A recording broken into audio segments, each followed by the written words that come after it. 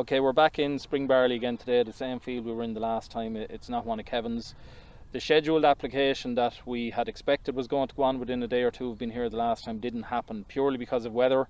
We saw a little bit of rain on the horizon, so we chose to hold off until that rain fell, which we did, and it has made one or two more weeds just spring up. So this evening we're going to be going with the aphicide with a drop of K2 or Psychocell to help plant it out. And we're also going to be going in this neck of the woods with Cameo Max. Galaxy will be with it.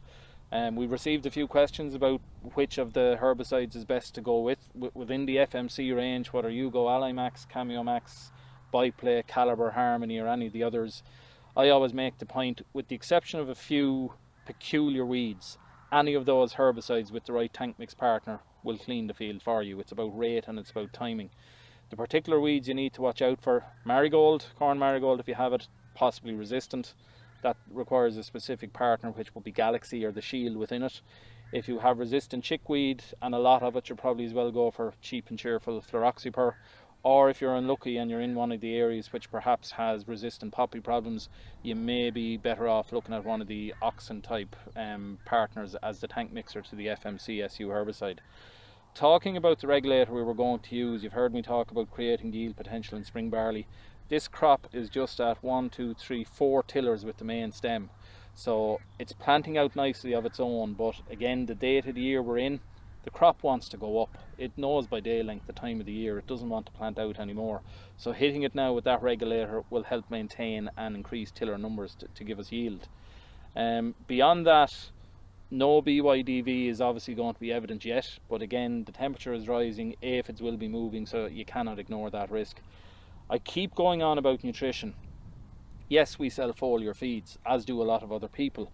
Obviously I'm going to promote my own products because I believe in them, but people say, why spend so much? In an article that was put up on AgriLand recently, which those who've come accustomed to my way of doing things probably put two and two together and know that I wrote it. It's very simple in my mind. About 20% of the cost you're going to put into a spring barley crop comes through the sprayer. Whether it's your growth regulator, your herbicide, your insecticide, your fungicide, your foliar nutrition. Your other 80% is done, it's gone, it's spent. So whether you cut a 2.5 ton crop or a 3.5 ton crop, that cost is already there. These latter inputs, all we're trying to do is maximize the yield potential, and it's all about head numbers. The more time, effort, TLC you put on this crop now to plant it out, to maximize grain numbers per ear, that is where your yield is going to come from. You're not going to get it later on at flag leaf. That's only protecting it. And again, it's part of the reason, yes, we sell Trioris, but I absolutely believe in this product. I have since we launched it. Another key aspect of Trioris, that because it's around a number of years, it was launched in 2013, a lot of the trade has actually forgotten this.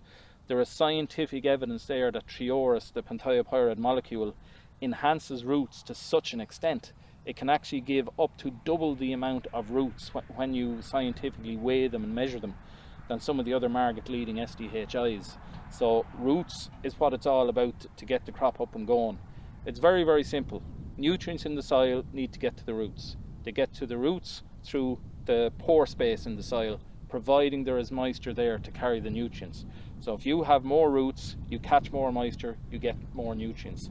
Things like the minor manganese, copper, zinc, again around here the land needs it, you have to apply it.